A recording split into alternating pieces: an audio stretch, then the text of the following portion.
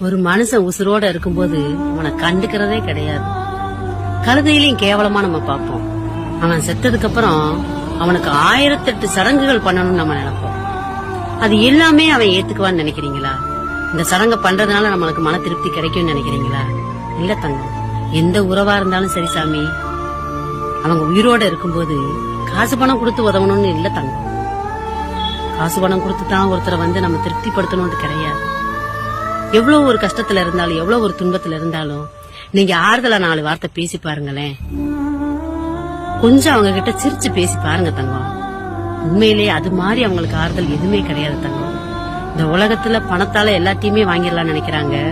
உண்மையிலே சொல்றேன், பணத்தால சில உறவை விலைக்கு வாங்கலாம். உறவுக்குள்ள இருக்கிற அந்த உரிமையை விலைக்கு வாங்க முடியாது தங்கம். இருக்கிறது கொஞ்ச காலம் சாமி. அன்பு, பாசம், புன்னகை, இத பூரா